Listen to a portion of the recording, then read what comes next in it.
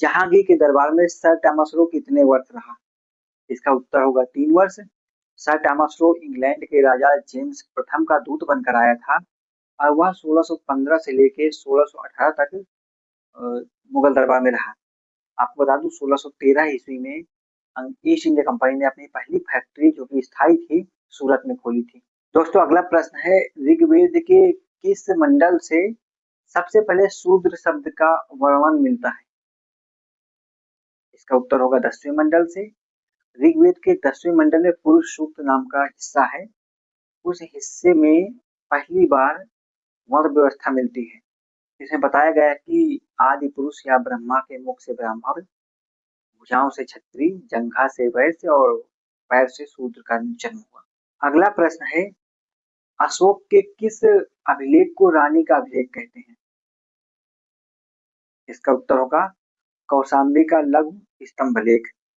कौशाम्बी का जो लघु स्तंभलेख है उसे रानी का अभिलेख कहते हैं, क्योंकि इसमें अशोक की जो रानी थी कारुबाकी, उसके द्वारा दान देने का वर्णन मिलता है।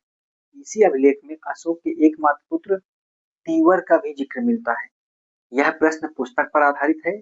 पुस्तक देवी चंद्रगुप्तम के लेखक कौन है? उत्तर होगा विशाखा दत्त। दोस्तों अगला प्रश्न है, तुगलकनामा के लेखक कौन थे? इसका उत्तर होगा अमीर खुसरो। अमीर खुसरो ने तुगलकनामा लिखी थी। इसके अतिरिक्त खजाइनुल फुतूह, तुगलकनामा, तारीखे अलाई और आशिका ग्रंथ भी इन्होंने ही लिखा था। ये प्रसिद्ध शेख निजामुद्दीन औलिया के शिष्य थे और फारसी के बहुत बड़े विद्वान थे। बलबन के पुत्रों को इनका संरक्षण प्राप्त था। सॉरी, ये बलबन के पुत्रों के दरबार में थे। दोस्तों अगला प्रश्न है, बौद्ध धर्म की चौथी संगीति कहाँ आयोजित हुई थी? उत्तर हो जाएगा कश्मीर का कुंडलवन। इस समय कुशाण शासक कनिष्क का राज्य था और इस संगीत की अध्यक्षता वसुमित्र ने की थी, जबकि जो उपाध्यक्ष थे वो अश्वघोष थे।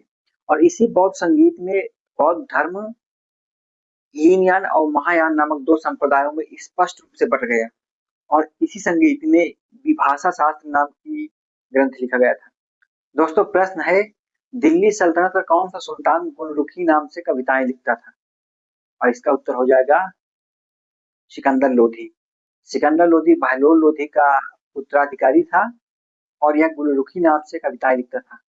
इसने 1504 में आगरा की स्थापना की थी और आगरा 1526 से 1658 तक मुगल सल्तनत का राजधानी रहा।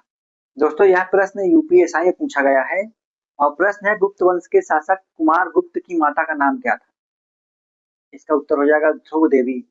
कुमार गुप्त चंद्रगुप्त तृतीय की ध्रुव देवी जो पत्नी थी उसका बड़ा पुत्र था। इसका एक भाई और था लेकिन वो राजा नहीं बना था। कुमार गुप्त ने 40 वर्षों तक शासन किया और इसका शासन 415 से 455 तक था।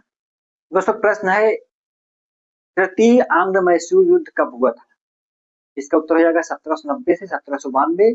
यह अंग्रेजों और टीपू सुल्तान के बीच लड़ा गया था, जिसमें टीपू सुल्तान की पराजय हुई थी और मार्च 1792 में टीपू सुल्तान ने श्रीरंगपट्टनम की संधि अंग्रेजों के साथ की।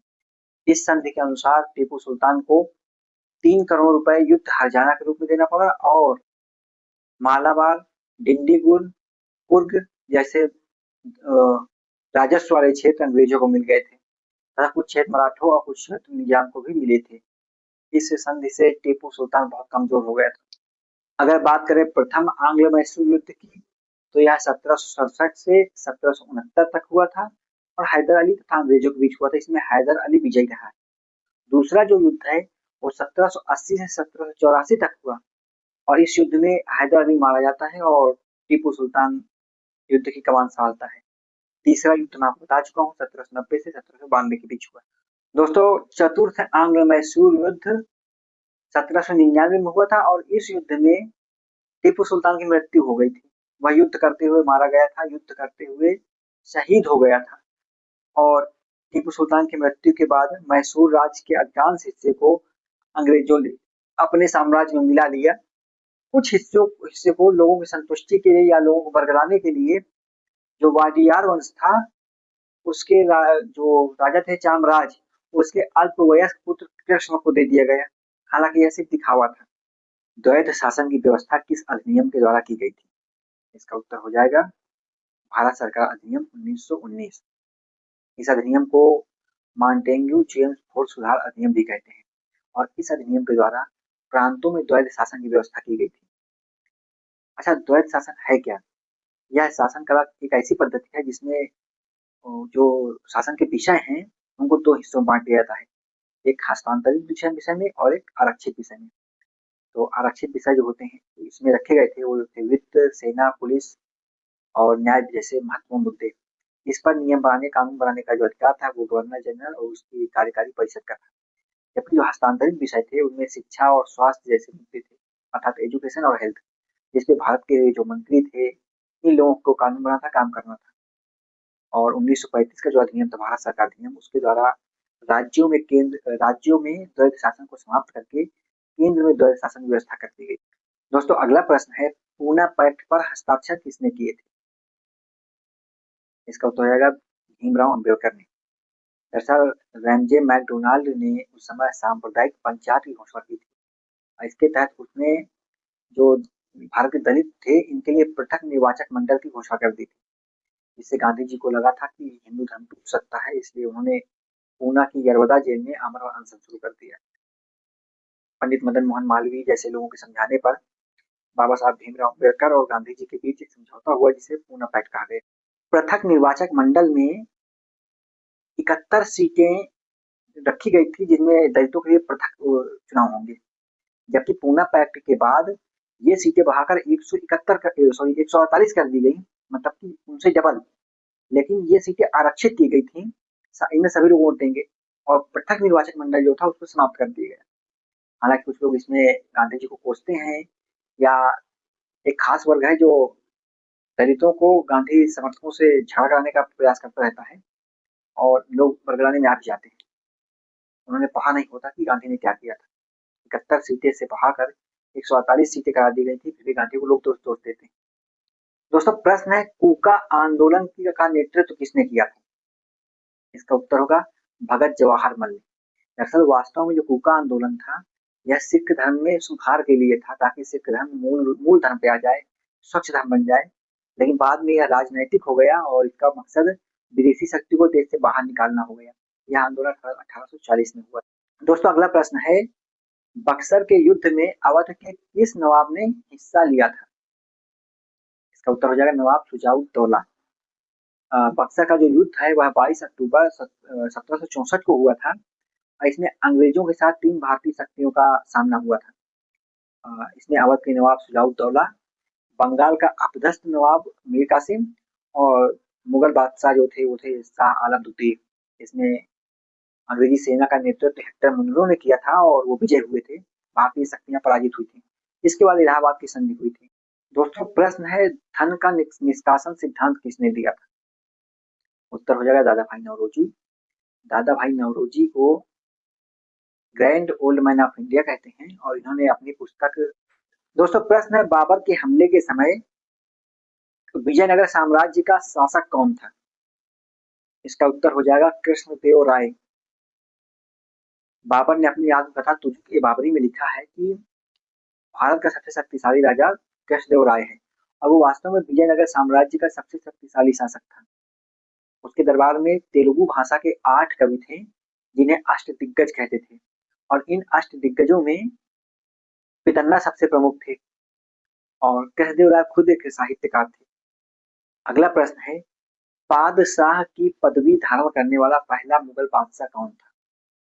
इसका उत्तर हो जाएगा बाबर। बाबर ने काबुल विजय के बाद 1507 में अपनी पारंपरिक उपाधि का त्याग कर दिया था मिर्जा का, और फिर बादशाह की उपाधि धारण कर ली थी और यहीं से उसने खलीफा के वर्चस्व को नकार दिया था।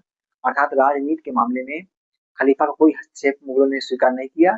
दिल्ली सल्तनत के सुल्तानों और मुगल बादशाहों में यही अंतर था कि मुगल बादशाहों ने खलीफा की स्वीकृत या खलीफा का हस्तक्षेप स्वीकार नहीं किया, जबकि दिल्ली सल्तनत के लोग खलीफा के अधीन रहकर काम करते थे। अगला प्रश्न है, शैव मत पाशुपत के प्रतिपादक कौन थे? और इसका उत्तर हो जाएगा लकुलिश। शैव धर्म का सबसे पुराना जो मत है या पंथ है वो है पाशुपत, और इसकी स्थापना या इसके जो प्रवर्तक थे वो थे लकुलिश। लकुलिश को भगवान शिव के 18 अवतारों में से एक माना जाता है। और जो पाशुपत धर्म पाशुपत संप्रदाय को मानने वाले हैं उन्हें पंचार्थिक कहा जाता है। प्रश्न है, किस शासक के समय में बौद्ध धर्म की तृतीय संगीत हुई थी? उत्तर हो जाएगा मौर्य शासक अशोक। मौर्य शासक अशोक के समय में तृतीय बौद्ध संगीत पाटलिपुत्र के अशोक विहार में हुई थी। और इस समय इसी संगीत में जो तीसरा त्रिपिटक का जो तीसरा ग्रंथ है अभिधम्म, उसे लिखा गया था और इसकी अध्यक्षता मोगलिपुत्र तिस्स ने की थी। अगला प्रश्न है, अशोक ने लुम्बिनी में राजस्व की दर कितनी निर्धारित की थी? इसका उत्तर है 1/8%। दरअसल जब इसका राज्याभिषेक हुआ अशोक का तो उसके 20वें वर्ष यह लुम्बिनी गया था, क्योंकि लुम्बिनी भगवान महात्मा बुद्ध की जन्मस्थली थी। तो वहां जाकर इन्होंने टैक्स कम किया था और एक टैक्स माफ किया था। साथ ही साथ वहां पे रुक्मिणीदेवी अभिलेख मिलता है और उसी अभिलेख में ये जानकारी मिलती है कि अशोक ने लुम्बिनी में टैक्स को कम किया था, लगान की दर को कम किया। सिंधु सभ्यता के लोग किस धातु से परिचित नहीं थे? इसका उत्तर हो जाएगा लोहे से। सिंधु सभ्यता के लोग जो थे वो लोहे से परिचित नहीं थे, क्योंकि सिंधु घाटी की सभ्यता कांस्य युग की सभ्यता थी और सिंधु घाटी के लोग तांबा और टिन को मिलाकर कांसा बनाया करते थे। क्योंकि कांसा तांबा और टिन से मजबूत होता है, इसलिए हथियार बनाना आसान हो गया था। आपको पता है सिंधु घाटी की जो सभ्यता है उसका जो समय काल है वो 2300 से लेकर 1750 तक है। ईसा पूर्व में बात करते हैं। अगला प्रश्न है, मनुष्य ने खेती करना कब शुरू किया? इसका उत्तर हो जाएगा नवपाषाण काल में। नवपाषाण काल में लोग शिकार से आगे बढ़कर कृषि करना शुरू कर दिए थे और गेहूं, जौ, रागी जैसी फसलें, खजूर जैसी फसलें उगाना शुरू कर दी। अगला प्रश्न है, सिंधु घाटी सभ्यता से जुड़ा आलमगीरपुर उत्तर प्रदेश के किस जिले में है? इसका उत्तर हो जाएगा मेरठ में। और जो आलमगीरपुर है इसकी खोज जो है भारत सेवक संघ ने की थी और इसका जो उत्खनन है वो यज्ञदत्त शर्मा ने कराया था। इसकी खोज 1958 में हुई थी। यह मेरठ जिले में हिंडन नदी जो यमुना सहायक नदी है के किनारे है। अगला प्रश्न है, सिंधु घाटी सभ्यता का वह शहर जहां से झूकर झांगर संस्कृति विकसित हुई थी? इसका उत्तर होगा चन्होदरो। चन्होदरो के अंतिम समय सिंधु सभ्यता के अंतिम समय में चन्होदरो में झूकर झांगर संस्कृति विकसित हुई थी और यहाँ से मनका बनाने का कारखाना, लिपस्टिक बनाने का कारखाना, यहाँ से काजल, कंघा और उस्तुरा भी मिला है और इस शहर की खोज 1931 में एनजी मजूमदार ने की थी। अगला प्रश्न है, जैन धर्म के 23वें तीर्थंकर कौन थे? इसका उत्तर होगा पार्श्वनाथ। ये काशी के राजा अश्वसेन के पुत्र थे और इन्हें बिहार के समेध पर्वत पर ज्ञान प्राप्त हुआ था। ये महात्मा जो महावीर स्वामी थे उनसे 250 वर्ष पहले थे और जो इनके अनुयायी हैं वो निग्रंथ कहलाते थे। दोस्तों अगला प्रश्न छोटा सा है, महात्मा बुद्ध के पिता कहाँ के राजा थे? उत्तर हो जाएगा कपिलवस्तु के शाक्य गांव के। अगला प्रश्न है, इंडिका का लेखक कौन है? इसका उत्तर हो जाएगा मेगस्थनीज। इंडिका यूनानी ग्रंथ है और इसे मेगस्थनीज ने लिखा था। मेगस्थनीज चंद्रगुप्त मौर्य के राज दरबार में आया था सेल्यूकस निकेटर का राजदूत बनकर। वह 304 ईसा पूर्व में आया था और 299 ईसा पूर्व तक चंद्रगुप्त मौर्य के दरबार में रहा है। इसके ग्रंथ से चंद्रगुप्त मौर्य के शासनकाल की जानकारी, समाज की जानकारी मिलती है। इसने पाटलिपुत्र का बहुत अच्छे से वर्णन किया है। दोस्तों अगला प्रश्न है, भारत में हुण आक्रमण पहली बार किसके शासनकाल में हुआ था? इसका उत्तर हो जाएगा स्कंदगुप्त के शासनकाल में। दरअसल स्कंदगुप्त का जो भीतरी शिलालेख या अभिलेख है, स्तंभलेख, उससे जानकारी मिलती है कि स्कंदगुप्त के शासनकाल में हुण ने आक्रमण किया था और उनका नेता खुशनवाज था। हुण जो है ये मध्य एशिया की बर्बर जाति थी और स्कंदगुप्त बारे में एक जानकारी और जानने लायक है, जितने भी सोने के सिक्के चलाए गए हैं, जिन राजाओं ने भी चलाए हैं, उनमें सबसे ज्यादा भारी सिक्का जो था, वजनदार सिक्का, वो स्कंदगुप्त का था। अगला प्रश्न है, भारत में मंगोलों का आक्रमण सबसे पहले किसके शासनकाल में हुआ था? इसका उत्तर हो जाएगा इल्तुतमिश के। दरअसल जो मंगोलों का नेता था चंगेज खां, वह ख्वारिज्म के अंतिम शासक जलालुद्दीन मंगबरनी का पीछा करते हुए सिंध तक आ गया था। और जलालुद्दीन मंगबरनी ने इल्तुतमिश से मदद मांगी थी कि मेरी इससे रक्षा कीजिए। इल्तुतमिश ने जलालुद्दीन मंगबरनी की मांग को अस्वीकार कर दिया और अपने क्षेत्र में प्रवेश करने से मना कर दिया था। जलालुद्दीन मंगबरनी अफगानिस्तान की ओर भग गया और खारिज्म जो मतलब मंगोलों का चंगेज खां था, उसने भारत पर भी हमला नहीं किया। इस तरह नया नया राज्य बना था गुलाम वंश 1206 में, और 1221 में मंगोल आके हमला कर दिए। तो इल्तुतमिश ने चालाकी के साथ अपने राज्य को बचा लिया था। अगला प्रश्न है, ईस्ट इंडिया कंपनी को सुनहरा फरमान कब मिला था? इसका उत्तर होगा 1632 ईस्वी में। दरअसल जो गोलकुंडा का सुल्तान था, उसने 500 पैगोडा लेकर के ईस्ट इंडिया कंपनी को गोलकुंडा में बिना कर दिए, बिना टैक्स दिए व्यापार करने की अनुमति प्रदान कर दी थी। यह अनुमति 1632 में मिली थी और 1636 में पुनः एक आदेश के द्वारा इसकी पुष्टि की गई थी। अगला प्रश्न है, वर्नाकुलर प्रेस एक्ट को किस गवर्नर अगला प्रश्न है, वर्नाकुलर प्रेस एक्ट को किस वायसराय ने वापस लिया था? उत्तर होगा लॉर्ड रिपन ने। लॉर्ड रिपन ने 1881 में घोषणा की और 1882 में वापस ले लिया था। अच्छा, इसे वापस से तो लागू किसने किया था? तो vernacular press act Lord Lytton के समय में 1878 ईस्वी में आया था, जिसका भारतीय राष्ट्रवादियों ने जमकर विरोध किया था। अगला प्रश्न है, महात्मा बुद्ध ने अपना पहला उपदेश कहाँ पर दिया था?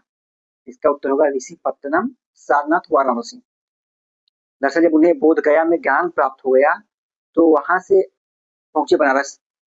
तो वाराणसी पहुंचने के बाद उन्होंने सारनाथ का जो ऋषिपत्तनम है, वहां पर 5 ब्राह्मणों को पहली बार उपदेश दिया था और ये ब्राह्मण उनके शिष्य बन गए थे। उसके बाद उन्होंने वाराणसी में बौद्ध संघ की स्थापना की थी। दोस्तों, इसी के साथ मैं अपना वीडियो समाप्त करता हूँ। मेरे यूट्यूब चैनल को सब्सक्राइब कर लें। मैंने अपने यूट्यूब चैनल का नाम का भाषा का माध्यम चेंज कर दिया है। पहले जो चैनल का नाम था @कहानी इतिहास की, अब नाम वही है, बस जो हिंदी में लिखा था उसे अंग्रेजी में कर दिया है ताकि सर्च करने में आसानी हो। मेरे चैनल को सब्सक्राइब अवश्य कर लें। इस अधिनियम के द्वारा भारत से कंपनी के एकाधिकार को समाप्त कर दिया गया था। इसका उत्तर होगा 1813 का चार्टर एक्ट अधिनियम। 1813 के चार्टर एक्ट अधिनियम से भारत में ईस्ट इंडिया कंपनी के एकाधिकार को समाप्त कर दिया गया था।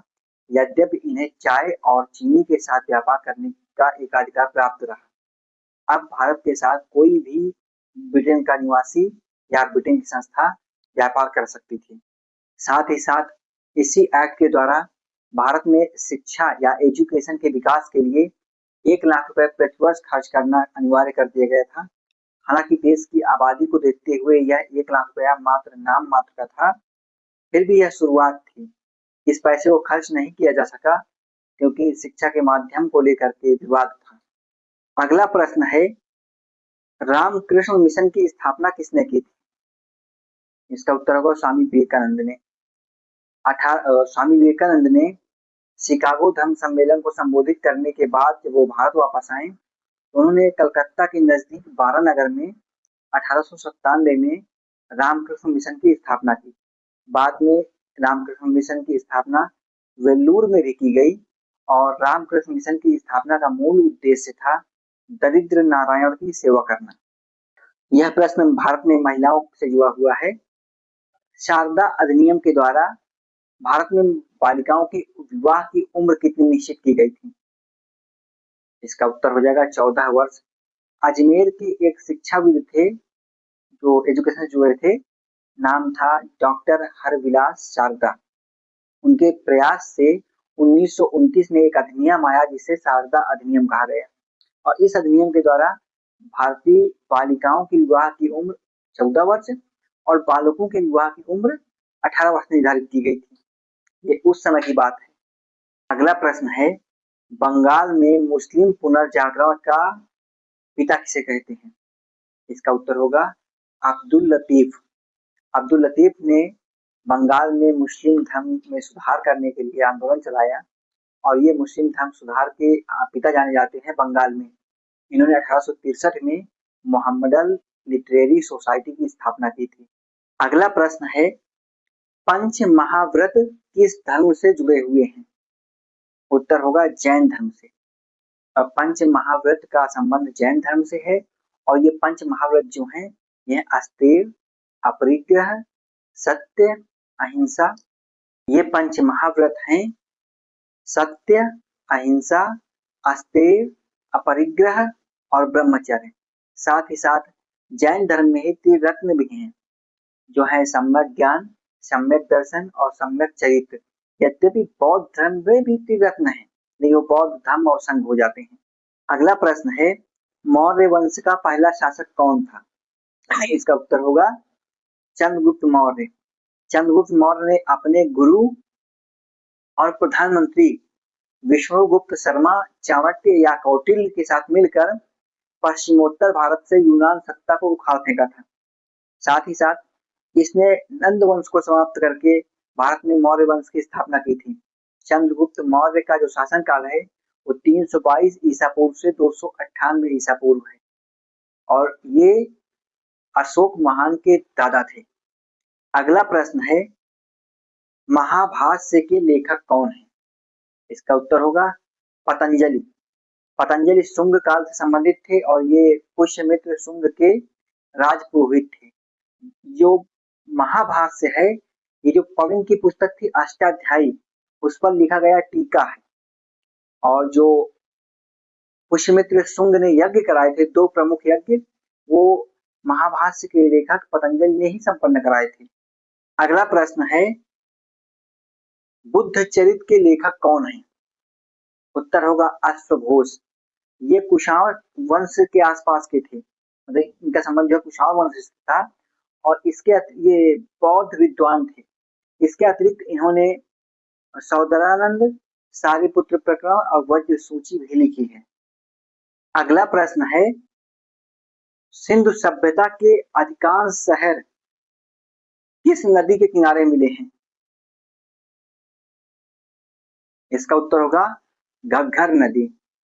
आपको जानकर हैरानी होगी कि सिंधु सभ्यता से जुड़े लगभग 1400 बस्तियां ढूंढी जा चुकी हैं अब तक, मतलब 1400 बस्तियां प्रकाश में आ चुकी हैं जिनमें से सिंधु नदी के किनारे सिर्फ और सिर्फ 40 बस्तियां ही हैं। बाकी 1100 बस्तियां गंगा यमुना के मैदान के बीच में हैं जहां पहले सरस्वती नदी बहती थी जिसे आज आधुनिक घग्गर कहते हैं।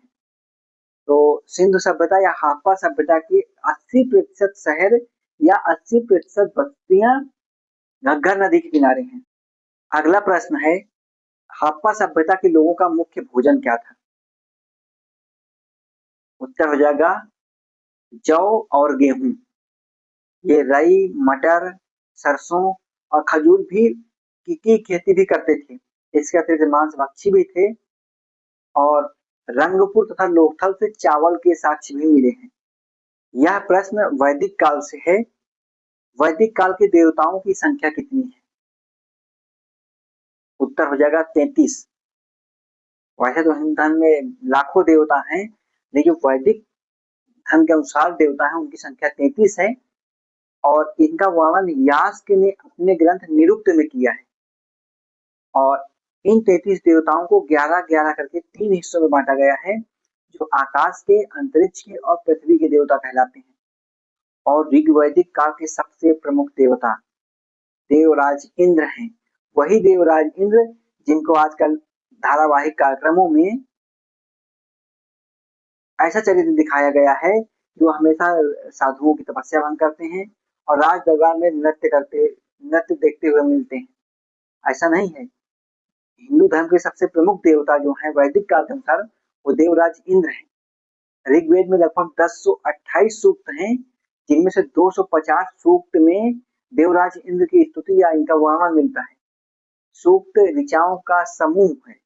दरअसल जो ऋग्वेद के श्लोक हैं उन्हें ऋचा बोलते हैं और ऋचाओं को कुछ ग्रुप में रखा गया है जिन्हें सूक्त बोलते हैं। तो लगभग 10,665 श्लोक जो हैं ऋग्वेद में उनको 1028 सूक्त में रखा गया है। दोस्तों अगला प्रश्न है ईस्ट इंडिया कंपनी को बंगाल में मुक्त व्यापार करने का अधिकार कब मिला? इसका उत्तर होगा 1717 में। दरअसल उस समय सर जॉन सरमन की अध्यक्षता में एक प्रतिनिधिमंडल फर्रुखियर के दरबार में भेजा गया, जिसमें हैमिल्टन नाम का डॉक्टर भी था। उस डॉक्टर ने फर्रुखियर को एक बीमारी से बचा लिया, ठीक है, जो बीमारी दर्दनाक थी। खुश होकर फर्रुखियर ने 3000 रुपए वार्षिक लगान लेकर के, टैक्स लेकर के ईस्ट इंडिया कंपनी को बंगाल में फ्री व्यापार करने की परमिशन दे दी। दो, बहमनी साम्राज्य की स्थापना किसने की थी? इसका उत्तर है हसन गंगू ने। हसन गंगू ने दक्षिण में 1347 ईस्वी में बहमनी साम्राज्य की राजधानी गुलबर्गा को बनाया, और उसने 1347 में ही बहमनी साम्राज्य की स्थापना की। हसन गंगू ने अलाउद्दीन बहमन शाह की उपाधि धारण। आज का दूसरा प्रश्न है, अहमद शाह राज्य की स्थापना किसने की थी? इसका उत्तर होगा मलिक अहमद। मलिक अहमद ने 1490 में स्वयं को बहमनी साम्राज्य से अलग कर लिया और स्वतंत्र अहमदनगर राज्य की स्थापना की। मलिक अहमद ने निजाम शाही वंश की स्थापना की और उसने अहमदनगर को अपनी राजधानी बनाया तथा निजामुल्क की उपाधि धारण की थी। वैसे ये अरबी भाषा का शब्द है, तो निजाम उल मुल्क होता है। पुस्तक दास बोध की रचना किसने की है? इसका उत्तर होगा रामदास ने। रामदास का जन्म 1608 में हुआ था और ये छत्रपति शिवाजी महाराज के आध्यात्मिक गुरु थे। इस पुस्तक में उन्होंने आध्यात्मिक जीवन या दर्शन का वर्णन किया है। अगला प्रश्न है, ईरानी त्योहार नवरोज को मनाने की परंपरा किसने शुरू की थी? उत्तर होगा बलबन। बलबन ने दिल्ली सल्तनत में ईरानी त्योहार नवरोज को मनाने की परंपरा शुरू की थी। इसके अतिरिक्त उसने सिजदा और पाबोस प्रथा का भी प्रचलन शुरू कराया था। प्रश्न है, किसने अपनी मुद्राओं में शाक्य मुनि बौद्ध का चित्र अंकित कराया था? इसका उत्तर होगा कनिष्क। कनिष्क के सिक्कों में हिंदू देवी देवताओं के साथ महात्मा बुद्ध का भी चित्र मिलता है, प्रभा मंडल युक्त, और उसमें बोडो लिखा हुआ है। बोडो का मतलब बुद्ध होता है। अगला प्रश्न है, दशावतार मंदिर कहाँ है? इसका उत्तर होगा देवगढ़, और देवगढ़ उत्तर प्रदेश के जिला झांसी में पड़ता है। यह मंदिर गुप्त काल का मंदिर है और इस मंदिर में 12 मीटर ऊंचा शिखर है। भारत के सभी मंदिरों में यह एकमात्र ऐसा मंदिर था, पहला मंदिर जिसमें शिखर की व्यवस्था की गई थी। अर्थात मंदिर निर्माण शैली में शिखर निर्माण का काम इसी के साथ शुरू हुआ था। दोस्तों, अगला प्रश्न है, चोल शासक किस धर्म को मानते थे? इसका उत्तर हो जाएगा शैव धर्म को। चोल शासक जितने भी थे वो सारे शैव धर्म को मानते थे और उनके द्वारा जितने भी मंदिर बनवाए गए हैं वो सारे भगवान शिव को समर्पित हैं। जैसे चोलेश्वर महादेव मंदिर, कंपेश्वर महादेव मंदिर और बृहदीश्वर मंदिर। अच्छा, बृहदीश्वर मंदिर को राजराजेश्वर मंदिर भी कहते हैं और ये भारत का सबसे बड़ा मंदिर है। एलोरा के मंदिरों का निर्माण किसने कराया था? इसका उत्तर होगा राष्ट्रकूट शासकों ने, और खासतौर पर जो कृष्ण प्रथम थे राष्ट्रकूट शासक, उन्होंने एलोरा के गुफा मंदिरों का निर्माण कराया था। और जो कृष्ण प्रथम है, इनका शासनकाल 756 ईस्वी से 780 तक था। और जो एलोरा के मंदिर हैं ये बेसर शैली में बने हुए हैं, तो इन मंदिरों को गुहा मंदिर कहा जाता है क्योंकि गुफाओं में है।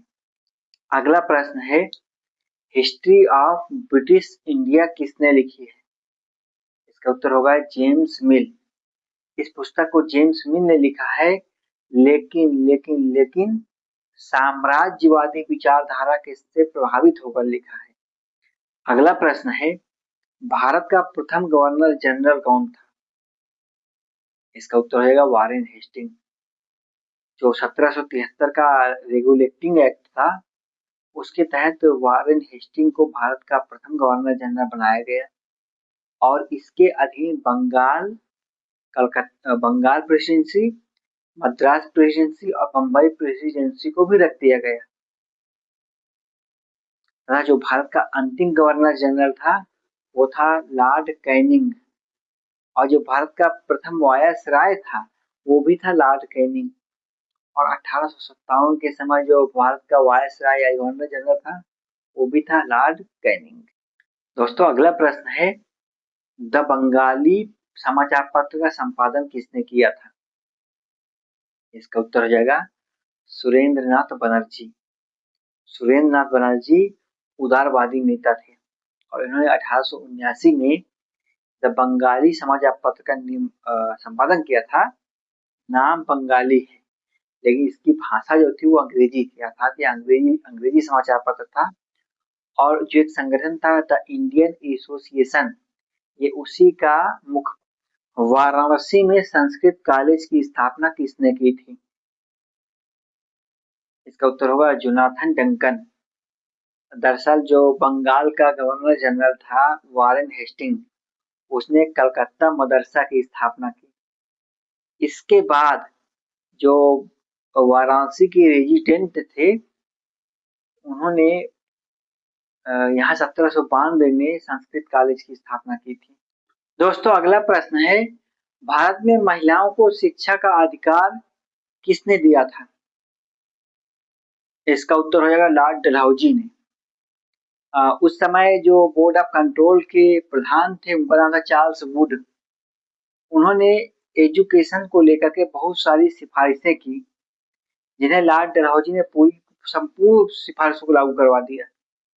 इन सिफारिशों में ये सिफारिशें की गई थी, शिक्षा किसे दी जाए, क्या दी जाए, कौन से भाषा से दी जाए, किस लिए दी जाए, शिक्षा का स्वरूप क्या होगा और महिलाओं को भी शिक्षा दी जाए। तो जब डलहौजी ने शिक्षा की सारी सिफारिशों को लागू कर दिया चार्ल्स के वुड डिस्पैच को, तो फिर भारत में से महिलाओं को शिक्षा का अधिकार मिल गया। इसके पहले नाम मिलते हैं जैसे अपाला, गार्गी, घोषा, लोपामुद्रा, मगर ये सब या तो किसी राजगुरु की पत्नी थी या किसी कुलगुरु की पत्नी थी, मतलब कि सॉरी, या तो मतलब किसी गुरुकुल की संचालक की पत्नी थी या किसी राजा के परिवार से जुड़ी हुई थी। साधारण महिलाओं के एजुकेशन की कोई व्यवस्था नहीं थी। और भारत में जो पहला महिलाओं के विद्यालय खुला वो सावित्रीबाई फुले ने खोला, जिसमें उनका पति ज्योतिबा फुले ने पूरा सहयोग दिया। उसके बाद बाबा साहब भीमराव अम्बेडकर ने तो पूरा इतिहास ही बदल दिया। भारत की सभी महिलाओं को बाबा साहब भीमराव अम्बेडकर के प्रति सम्मान का भाव रखना चाहिए, वो ना होते तो बहुत दयनीय स्थिति थी। दोस्तों आज का अंतिम प्रश्न है, किस अधिनियम के तहत कलकत्ता में सुप्रीम कोर्ट की स्थापना की गई थी? इसका उत्तर होगा रेगुलेटिंग एक्ट। रेगुलेटिंग एक्ट 1773 में आया था और 1774 में बंगाल में की कलकत्ता में सुप्रीम कोर्ट की स्थापना की गई थी, जिसमें 3 न्यायाधीश थे और एलिजा एम्पे पहले न्यायाधीश थे। इसी अधिनियम के तहत बंगाल के गवर्नर जनरल को भारत के गवर्नर जनरल कहा जाने लगा। और जो भारत का पहला गवर्नर जनरल बना वो था वारेन हेस्टिंग। गवर्नर जनरल की कार्यकारिणी परिषद में नियुक्त किया गया प्रथम वित्त विशेषज्ञ कौन था? इसका उत्तर हो जाएगा लॉर्ड मैकाले। वैसे जो 1833 का चार्टर एक्ट था उसके तहत प्रावधान किया गया कि गवर्नर जनरल की कार्यकारिणी परिषद में एक ऐसे व्यक्ति की नियुक्ति की जाएगी या ऐसे व्यक्ति को शामिल किया जाएगा जो कानून का ज्ञाता हो। तो पहली नियुक्ति 1835 में लॉर्ड मैकाले की गई थी। लॉर्ड मैकाले ने शिक्षा का जो विवाद चल रहा था कि शिक्षा किस माध्यम से दी जाए और किसे दी जाए, इसका समाधान कर दिया था। दोस्तों अगला प्रश्न है, कुतुबुद्दीन ऐबक की समाधि कहाँ पर बनी हुई है? उत्तर होगा लाहौर। दरअसल कुतुबुद्दीन ऐबक ने लाहौर को ही अपनी राजधानी बनाया था और वह दिल्ली को अपनी राजधानी नहीं बना पाया। ना ही उसने खुद को सुल्तान घोषित किया था, वह सिपह सलार और मलिक की पदवी से ही संतुष्ट था। कुतुबुद्दीन ऐबक का शासनकाल 1206 से 1210 तक था, इसलिए उसकी जो कब्र है वो लाहौर में है। अगला प्रश्न है, किस सुल्तान ने देवगिरी का नाम बदलकर दौलताबाद रखा और उसे अपनी राजधानी बनाया था? इसका उत्तर होगा मोहम्मद बिन तुगलक ने। और मोहम्मद बिन तुगलक की यह सबसे असफल योजना थी। उसने देवगिरी का नाम बदलकर दौलताबाद कर दिया था और दिल्ली की जगह पर दौलताबाद को भी राजधानी बनाया। और यह उसने किया था 1326 से 1327 में। आपको जानकर हैरानी होगी, इसमें ऐसा ऐसा लिखा गया है जो कल्पना से परे है। एक इतिहासकार लिखता है कि दिल्ली के लोगों को जबरन दौलताबाद भेजा गया। जो लोग बुजुर्ग थे, जा नहीं सकते थे, उनके लिए दिल्ली में एक गुलेल बनाई गई। गुलेल समझते हैं, जिससे बच्चे खेलते हैं या चिड़िया मारने से पहले। तो बताते लिखता है कि गुलेल बनाई गई दिल्ली में, बुजुर्ग लोगों को उस गुलेल में रखा गया और खींच के छोड़ दिया और सीधे दौलताबाद पहुंचे। है ना काल्पनिक? ऐसा इतिहासकार ने लिखा है। तो उस समय के इतिहासकार भी चाटुकार हुआ करते थे। वो अपने सुल्तान की प्रशंसा में कुछ भी लिख सकते थे, कुछ भी मतलब कुछ भी। और उसकी यह योजना पूरी तरह से असफल हो गई थी। तुगलक वंश की स्थापना किसने की थी? इसका उत्तर है गयासुद्दीन तुगलक। गयासुद्दीन तुगलक को गाजी मलिक भी कहते हैं। इसने 1320 में तुगलक वंश की स्थापना की थी और 1414 तक तुगलक वंश चला। अर्थात तुगलक वंश का शासन जो था वो 1320 से 1414 तक था। और दिल्ली सल्तनत में सबसे लंबा कार्यकाल तुगलक वंश का ही था और सबसे छोटा कार्यकाल खिलजी वंश का था, मात्र 30 वर्ष का। अगला प्रश्न है, सिराजुद्दौला के बाद बंगाल का नवाब कौन बना था? इसका उत्तर हो जाएगा मीर जाफर। दरअसल जो प्लासी का युद्ध था 1757 में हुआ था, उसमें सिराजुद्दौला मारा गया था। उसके बाद अंग्रेजों ने कठपुतली मीर जाफर को बंगाल का नवाब बना दिया। बदले में बंगाल के नवाब मीर जाफर ने 24 परगने की जमींदारी अंग्रेजों को दे दी तथा अंग्रेज अंग्रेजों के जो अधिकारी थे उनको बहुत सारे उपहार दिए, जिससे इसकी अर्थव्यवस्था पूरी कंगाल हो गई थी। और मीर जाफर के बाद मीर कासिम बना था। कांग्रेस का दूसरा अधिवेशन कहाँ हुआ था? इसका उत्तर हो जाएगा कलकत्ता में। कांग्रेस का पहला अधिवेशन बम्बई में हुआ था, जिसके अध्यक्ष व्योमकेश चंद्र बनर्जी थे। जो दूसरा अध्यक्ष हुआ वो कलकत्ता में हुआ 1886 में और इसके अध्यक्ष दादा भाई नौरोजी थे और इसमें 434 लोगों ने हिस्सा लिया था, जबकि पहले में सिर्फ 72 लोगों ने हिस्सा लिया था। और पहला जो महाधिवेशन था वो बम्बई में 1885 में हुआ था और 28 दिसंबर 1885 को ही कांग्रेस की स्थापना हुई थी। अगला प्रश्न है, यंग इंडिया समाचार पत्र का संपादन किसने किया था? इसका उत्तर होगा महात्मा गांधी। महात्मा गांधी ने 2 समाचार पत्रों का संपादन किया था, एक यंग इंडिया, दूसरा हरिजन। यंग इंडिया को उन्होंने 1919 में संपादित किया था। सत्य शोधक मंडल की स्थापना कब की गई? इसका उत्तर होगा 1873। सत्य शोधक मंडल की स्थापना 1873 में ज्योतिबा फूले ने की थी और इस संगठन का उद्देश्य था ब्राह्मणों के आडंबर ढोंग ढकोसलों या जो हिंदू धर्म के आडंबर ढोंग ढकोसले थे उससे निचली जातियों को दूर रखना था। ज्योतिबा फूले ने गुलामगिरी पुस्तक लिखी थी और इसके माध्यम से उन्होंने हिंदुओं के धार्मिक आडंबरों पर करारा प्रहार किया था। यह पुस्तक बहुत ही छोटी सी है, आप देख सकते हैं और मुश्किल से बाजार में आप खरीदेंगे तो 25 से 30 रुपए मिल जाएगी। और अगर इसे आप अमेजन से खरीदेंगे तो इसका रेट बता देता हूँ आपको।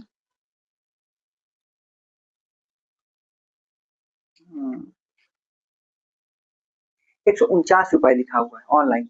अगर आप बुक स्टॉल में खरीदेंगे तो आपको सस्ती पड़ जाएगी। इसे जरूर पढ़िएगा एक बार आप भी।